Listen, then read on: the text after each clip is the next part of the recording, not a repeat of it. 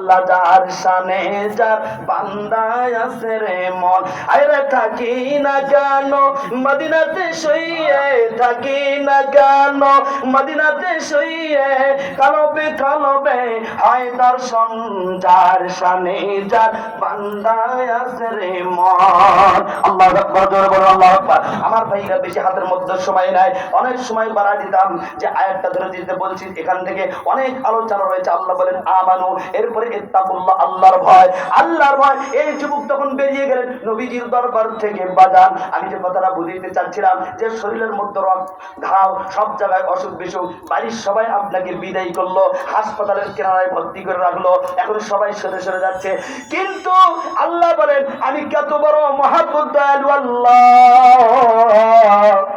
ওই বান্দা যখন হাসপাতালে শুয়ে ওই এক কিনারায় দাঁড়িয়ে দেখতেছে, আরে আল্লাহ, আমার বিবি আমার কাছ থেকে চলে গেল, আমার সন্তানরা চলে গেল, এই হাসপাতালে আমি একা একা, আমার শরীরের মধ্যে পোকা। আল্লাহ, তুমি তো একমাত্র আমার মালিক, তুমি ছাড়া আমার পৃথিবীতে আর কেউ নাই। আল্লাহ বলেন ওই বিপদের সময় একমাত্র আপনার আমার পাশে আল্লাহ একমাত্র বিপদ থেকে উদ্ধার করে। কথা বলেন ঠিক কিনা? আমার ভাইরা, আজকে মনে করতেছেন দুনিয়া বলে আপনার আমার জন্য সব না, কিছুই নয়। দেখেন তো, একটু খেয়াল করে দেখেন তো, আজকে যারা 5 তলা বিল্ডিং করেছেন, এই যে রাস্তার সাইডে একেবারে হাতের জায়গায় নাই, 1 তলা আটকে গেছে, 3 তলা হচ্ছে, আরো 1 তলা বাকি আছে। শুধু তাই নয় বাজার, এরপরে দেখেন আরেকটা ঘটনা শুনলে আপনি স্টনিক হয়ে যাবেন। এ বন্ধু, এইবার দেখেন আপনি আমি সকলেই আপনার বাথরুম তৈরি করি, টাইলস লাগাই দেই, এমন টাইলস লাগাইছি একটা বাথরুমে খরচ, একজন হিসাব দিচ্ছে সেদিন প্রায় 2 থেকে 2.5 লক্ষ একটা বাথরুমে খরচ হয়েছে। আমি ওনাকে বললাম, বাজান তুমি যে এত খরচ হইল তুমি কিভাবে করতে পারলা, এত যে খরচ করলা, আপনি কি একটাবার খেয়াল করেছেন যেই সময় আপনার সন্তানাদি, আপনার বিবি বাচ্চা সকলেই আপনার থেকে আলাদা হয়ে যাবে, আমার যখন আপনাকে আমাকে যখন আপনার ওই যে কি বলেন খাটের উপরে শোয়া দেবে, এখন তো আর খাট ছাড়া বুদ্ধি নাই, আগে ছিল চৌকি, চৌকির উপরে শোয়া দিয়েছে, কানের মধ্যে তুলা লাগা দিয়েছে, নাকের মধ্যে তুলা লাগা দিয়েছে, গরম পানি ঢালা দিয়েছে।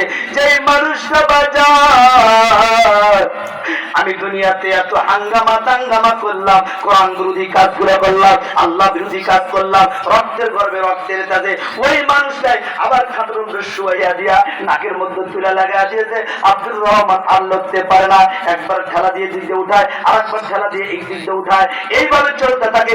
অথচ ওই ব্যক্তিটা গোসলটা হলো আগে ওই যে আপনার কি বলেন বাথরুমটা করাইলাম, বলেন যে একটা মানুষ বুকে হাত দিয়ে আপনার সন্তান, আপনার বিবি, আপনার ছেলে, কেউ আপনাকে ওই বাথরুমের মধ্যে আপনাকে আমাকে কেউ কি কোনোদিন আপনাকে গোসল করাবে নাকি? শেষ গোসলটা যে বলেন করাবে, কেউ করাবে না। আমার ভাইরা, আমার বন্ধুগণ, খুব খেয়াল গভীর মনোযোগ দিয়ে দেন। এবার আল্লাহ রাব্বুল আলামিন, এবার আপনার দেখেন এই যে বান্দাগুলো আপনি আমি যাই যেটা করতেছি, এই যে শেষ গোসলটা বাথরুমে আপনার আমার হইল না, একদম হওয়া সম্ভব নয়। আমার ভাইরা, আমি যে আয়াতটা সূরা তাওবার 119 নম্বর আয়াত তেলাওয়াত করেছি, এর মধ্যে 3টা চ্যাপ্টার রয়েছে। একটা হলো ঈমান, ঈমানের উপরে আলোচনা করলে 2 ঘন্টাতে হবে না। এরপরে তাকওয়া আসছে, এরপরে ওয়াকুনু মা'আস সাদিকিন। আল্লাহ বললেন ওয়াকুনু মা'আস সাদিকিন, কোন মানুষ যদি ভালো হইতে চায়, কোন মানুষ যদি আল্লাহ ওয়ালা হতে চায়, সে যেন আল্লাহ ওয়ালার সোহবতে যায়। আল্লাহ ওয়ালার সোহবতে থাকলে এই মানুষটা পৃথিবীতে আর কোনোদিন সে নষ্ট হবে না, সে অন্য কোন লাইনে যাবে না, তাকে কেউ পথভ্রষ্ট করতে পারবে না। আমার ভাই গো,